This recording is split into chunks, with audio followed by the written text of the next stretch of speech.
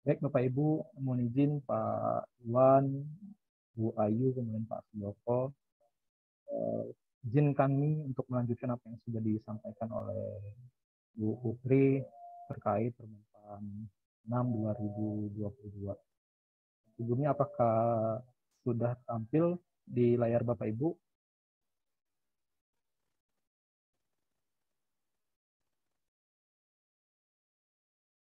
Baik, mohon izin melanjutkan. Suara saya terdengar ya Bapak Ibu, Pak Suyoko? Terdengar, Pak. Baik Pak. Baik, tadi melanjutkan apa yang sudah disampaikan oleh Bu Putri. Salah satunya adalah tentang eh, umpan balik secara berkala atau ongoing feedback. Ini yang membedakan antara Permenpan 8 dan juga Permenpan 6. Ini yang ingin kami budayakan, kami tingkatkan budaya-budaya untuk memberikan ongoing feedback Bapak Ibu. Nah, apa itu ongoing feedback? Ongoing feedback itu adalah proses pemberian feedback atas hal-hal yang sudah baik atau hal-hal yang perlu diperbaiki pegawai kapanpun dibutuhkan. Kemudian dapat dilakukan secara langsung, baik tatap muka maupun tidak langsung menggunakan media tertentu, misalkan WhatsApp, email, nota dinas, dan lain sebagainya. Kemudian siapa yang memberikan umpan balik berkelanjutan? Wajib diberikan oleh pimpinan atau pejabat penilai kinerja dan juga dapat juga dilakukan oleh pejabat lain yang memberikan penugasan kepada pegawai, rekan kerja setingkat atau pegawai di bawahnya. Ini adalah feedback 360 derajat. Kemudian kapan umpan balik itu diberikan? Dapat diberikan kapan saja atau atas inisiatif pegawai sesuai kebutuhan. Jadi sifatnya ketika pegawai Bapak Ibu mengalami permasalahan atau kendala, tidak tahu ingin berbuat apa, silakan minta umpan balik dari pimpinan, bisa juga dari rekan kerja atau ketua tim. Nah, instruksi kerja nih, umpan balik, ongoing feedback dengan pimpinan wajib dilakukan secara intens. Jadi kalau pimpinan itu sifatnya wajib memberikan umpan balik. Kalau untuk rekan kerja atau ketua tim atau eh, bawahan itu tidak diwajibkan untuk memberikan umpan balik.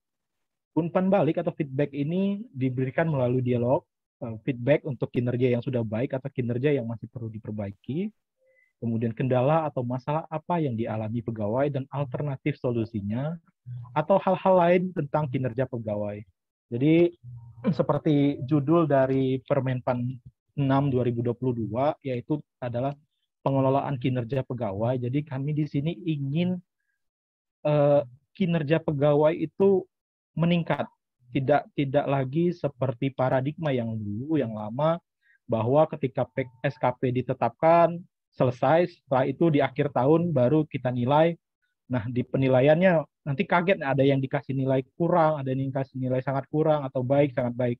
Dengan adanya umpan balik atau ongoing feedback, diharapkan kinerja pegawai itu terjaga dan juga pimpinan itu selalu tahu sampai di mana progres dari pegawai. Misalkan di bulan Januari, bulan Maret, ini pegawai sudah sampai di tahap yang A.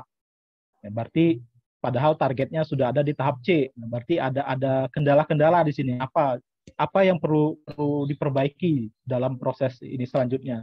Ini yang perlu diberikan umpan balik oleh pimpinan atau bahkan pegawai bisa menanyakan, kira-kira Pak, apa yang saya kerjakan apakah sudah sesuai dengan ekspektasi Bapak atau belum? Silakan feedbacknya. Kalau feedbacknya baik, akan dilanjutkan. Kalau kurang, berarti harus ada yang dirubah.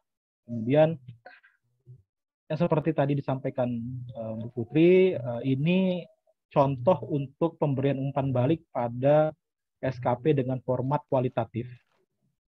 Di sini ada hasil kerja. Ya, hasil kerjanya salah satu contohnya adalah launching core value ASN dari penugasan Deputi SDMA kepada ASDEP Integrated System. Kemudian ukuran keberhasilannya, core value di launching oleh Presiden dengan target 27 Juli. Ada statement pendapat atau para menteri yang terekam dalam video singkat. Ini adalah ekspektasi dari Deputi SDMA kepada ASDEP Integritas.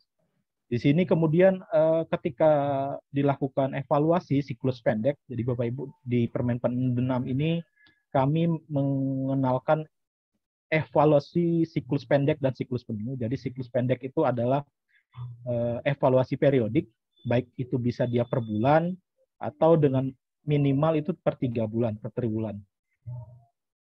Nah, jadi selama evaluasi siklus pendek itu, Bapak Ibu silakan lampirkan data dukungnya, apa saja yang sudah dicapai. Kemudian pimpinan akan memberikan umpan balik. Ada formnya juga sudah disediakan. Ini contohnya umpan balik ini kalau kami contohkan itu sangat simpel saja, cukup dengan tanda icon, jempol, smile, bintang atau bahkan dengan contoh narasi.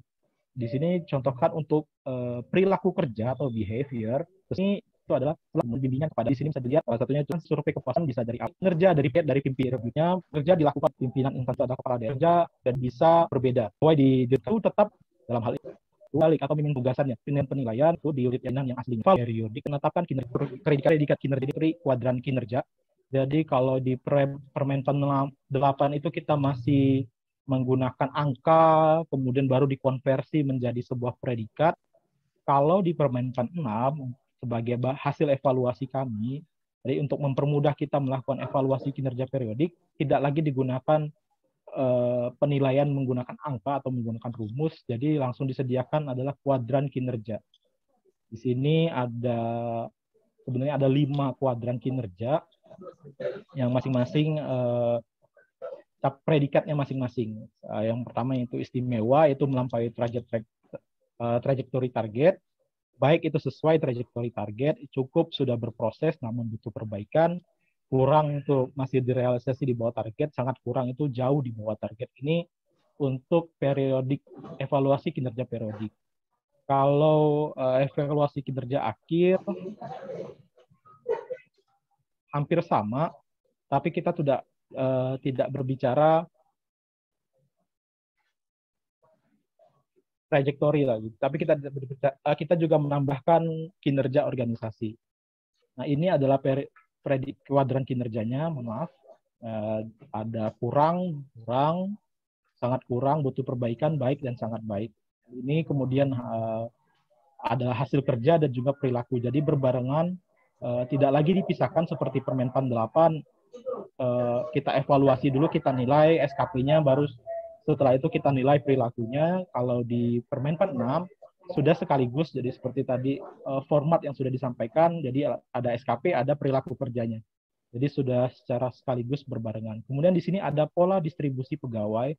Jadi pola distribusi pegawai ini ditentukan oleh capaian dari organisasinya.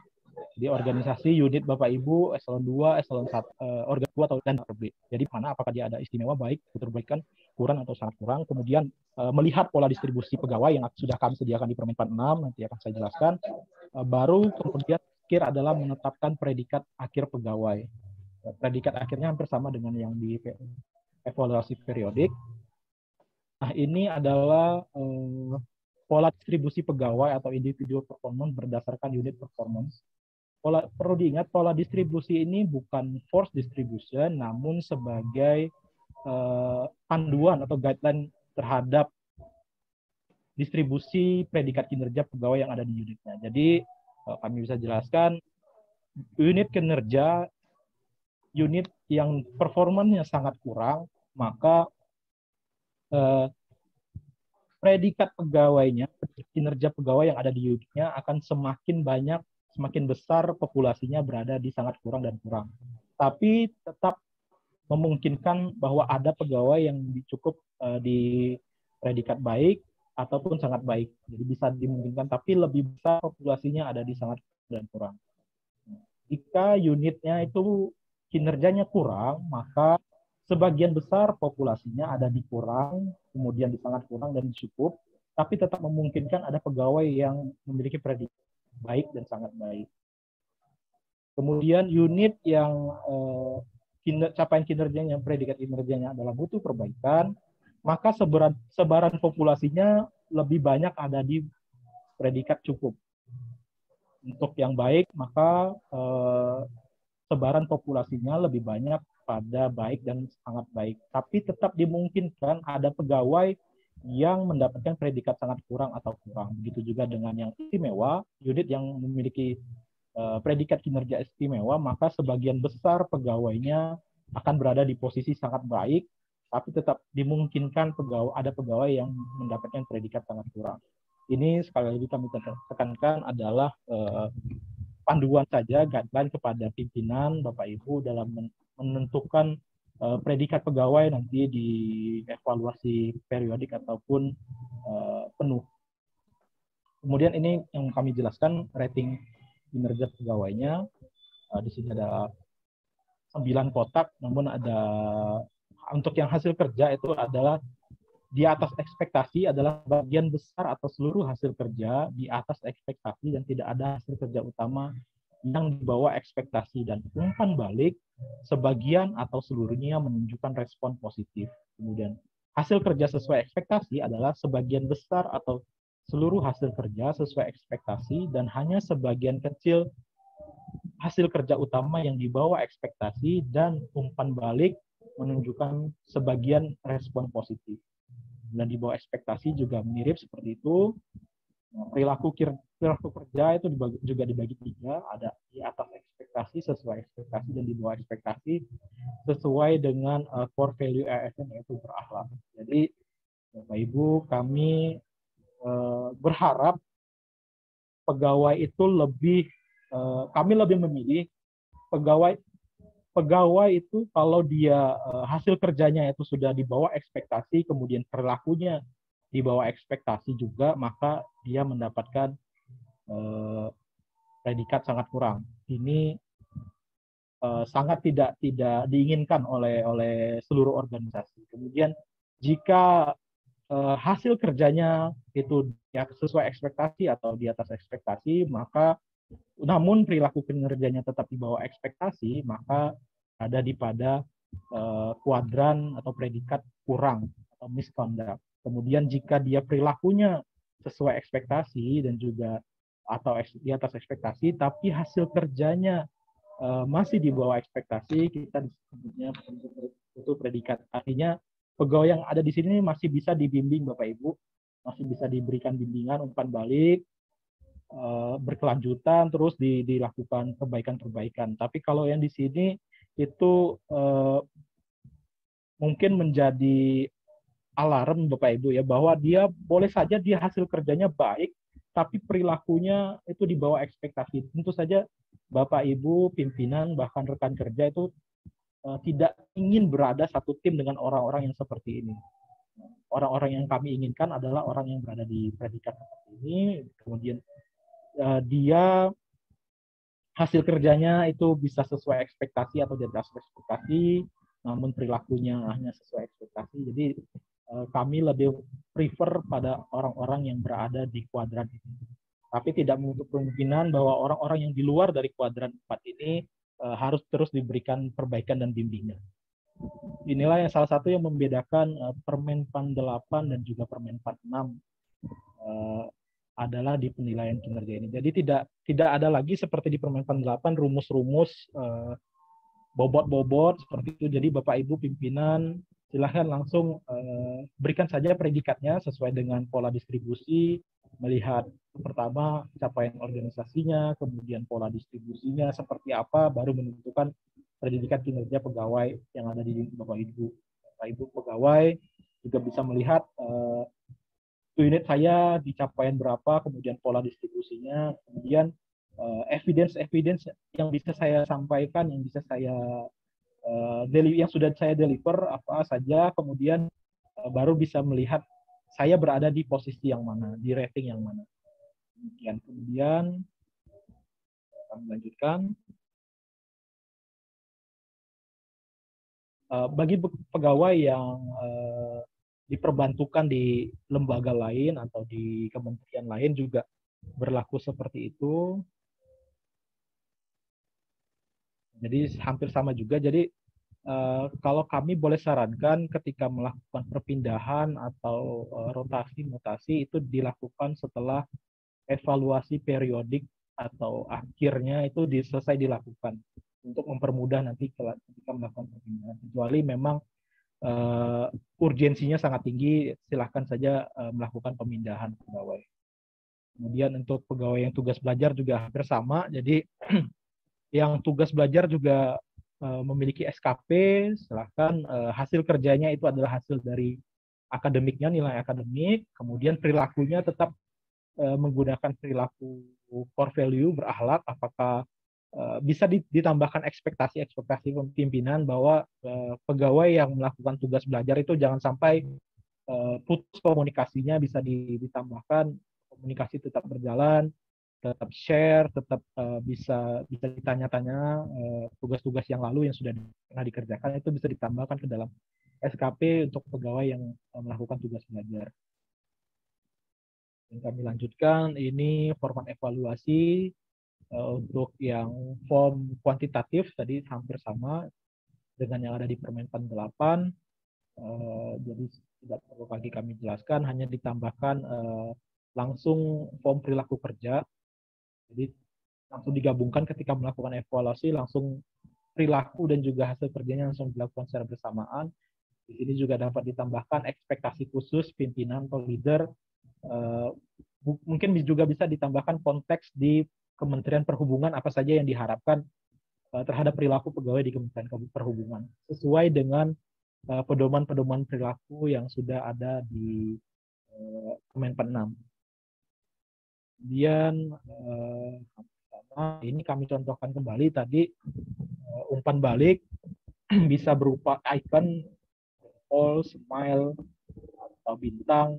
Nah ini mungkin nanti di aplikasi pun juga seperti itu, Bapak Ibu bisa menambahkan umpan balik yang tidak perlu melalui narasi, tapi juga hanya melalui icon-icon tertentu. Kalau ingin melakukan narasi, contohnya kami contohkan seperti ini.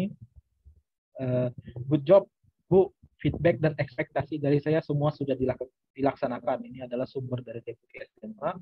Berarti respon positif ini sekaligus kami ulangi, berarti apa yang sudah dilakukan oleh Asdep Integritas ini terhadap rencana kinerja launching core value itu mendapatkan respon positif dari Deputi SMA. Jadi tidak lagi berupa nilai seperti yang ada di Permenpan 8, tapi langsung saja to the point, apakah sesuai dengan ekspektasi dari pimpinannya atau belum sesuai. Dan ini juga masih sama. Ini contoh-contoh ini sudah kami masukkan ke dalam Permenpan 6. Silahkan Bapak Ibu baca-baca. Contoh-contoh memberikan feedback, memberikan penilaian seperti apa. Kemudian, nah di lembar dokumen evaluasi kinerja, kalau yang di Permenpan 8 masih muncul nilai angkanya, kalau di Permenpan 6 sudah tidak ada lagi nilai angka, tapi langsung pada predikat kinerja pegawai dan juga capaian kinerja organisasi. Kemudian di terakhir yang kami ingin sampaikan adalah bagaimana pentingnya manajemen kinerja PNS, karena nanti implikasinya, konsekuensinya apa yang kinerja Bapak Ibu itu terhadap banyak hal. Salah satunya adalah pengembangan karir, mutasi promosi, pengembangan kompetensi, kemudian ada manajemen talenta, kinerja dalam talent pool, kemudian ada tunjangan kinerja yang dibayarkan berdasarkan pencapaian kinerja masing-masing individu, kemudian ada penghargaan, dan juga ada sanksi. Sanksi kalau di PP 30 itu ada sanksi kinerja sebenarnya diberikan kesempatan 6 bulan untuk memperbaiki kinerja. Jika tidak sesuai dengan ekspektasi akan dilakukan uji kompetensi kembali. Gitu. Demikian mohon izin Bapak Ibu, kami kembalikan ke Pak Siyoko. Silakan Pak.